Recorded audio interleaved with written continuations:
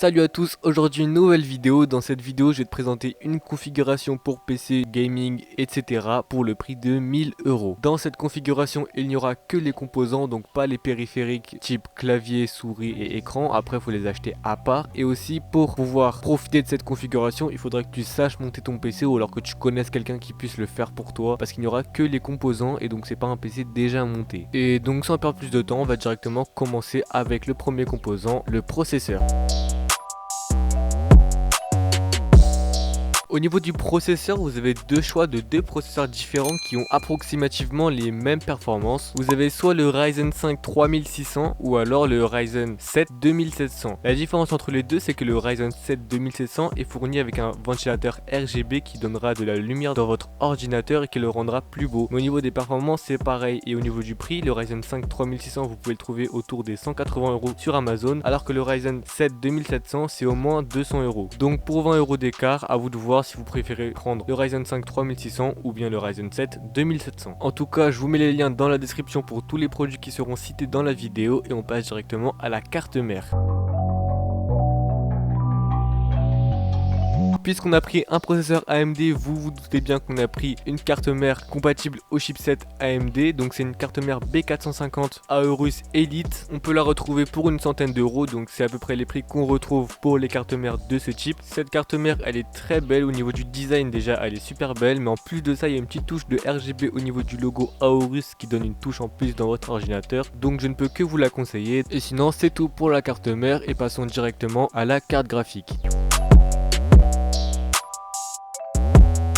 Pour la carte graphique, encore une fois, vous avez le choix entre deux modèles. Soit vous partez sur une carte graphique de chez AMD, la RX 5700 XT, qui est une excellente carte graphique. Pour son prix, franchement, c'est une des meilleures cartes graphiques, c'est même la meilleure de chez AMD. Ou bien, soit vous préférez Nvidia, ou alors vous avez besoin du Ray Tracing pour je ne sais quelle raison. Et donc, dans ce cas-là, vous devriez plutôt partir sur une 2060 ou 2060 Super de chez Nvidia. Le problème avec ces cartes-là, c'est qu'elles coûtent plus cher que celles de chez AMD pour moins de performance. Donc, je vous conseille vraiment de partir sur la RX 5700 XT si vous n'avez pas besoin du ray tracing et si vous n'avez pas besoin forcément d'avoir une carte de chez Nvidia. Encore une fois, les liens de tous les produits seront dans la description ainsi qu'un petit récapitulatif de tout ce que j'ai dit. Donc n'hésitez vraiment pas à aller voir dans la description. En tout cas, c'était tout pour les cartes graphiques et on va passer directement à la mémoire vive.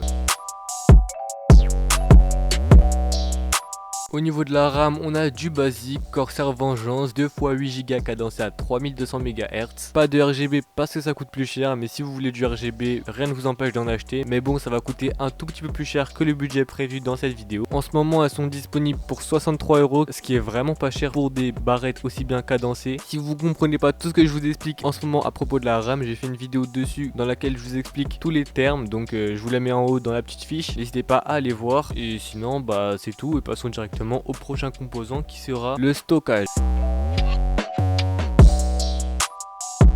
Pour le stockage, je sais pas vraiment si ça se dit, mais on a plutôt un stockage en deux temps, c'est-à-dire un stockage d'une partie en SSD et une autre partie en HDD, donc disque dur classique. Un SSD de 240 Go, ce qui est pas énorme. Vous pouvez prendre 500 Go, c'est un peu plus, donc c'est mieux, mais aussi ça coûte plus cher forcément. Mais bon, je vous conseille vraiment de partir sur 500 Go, là vous serez vraiment confortable. Et sinon, un HDD classique de 1 Tera, voilà, en plus pour stocker tous les autres fichiers qui n'ont pas forcément besoin de démarrer rapidement. Le SSD est à 30 € et le disque dur de 1 Tera à 40 €, ce qui revient à 70 € pour le stockage en général si vous prenez le SSD de 240 Go. Mais bon, je vous en mettrai un autre de 500 Go en description, donc encore une fois n'hésitez pas à aller voir. Et donc voilà, c'est tout pour le stockage. Il nous reste encore le boîtier et l'alimentation, donc passons directement à l'alimentation.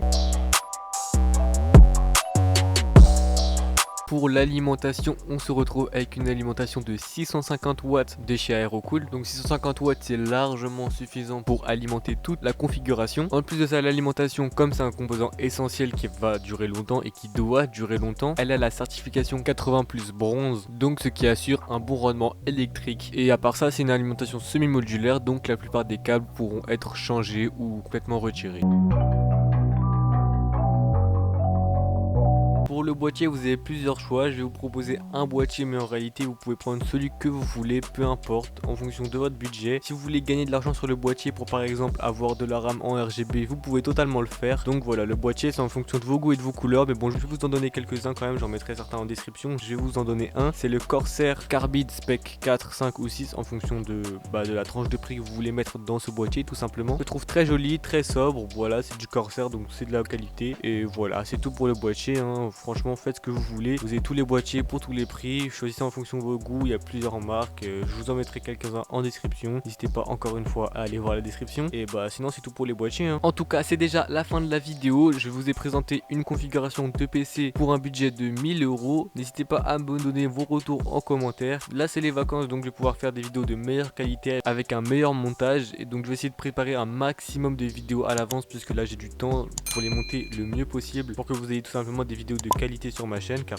c'est l'objectif. En tout cas, si t'as kiffé la vidéo, n'hésite pas à liker et à t'abonner si c'est pas déjà fait. Tu connais, ça fait super plaisir, ça donne vraiment la motivation. Aussi, si vous avez des idées de vidéos, n'hésitez pas à mettre en description. S'il y a quelque chose que tu aimerais voir sur ma chaîne ou n'importe quoi, n'hésite pas à le faire en description, à le proposer en description, et je ferai sûrement une vidéo dessus. Et voilà, sinon c'est tout, et à la prochaine sûrement pour une prochaine vidéo.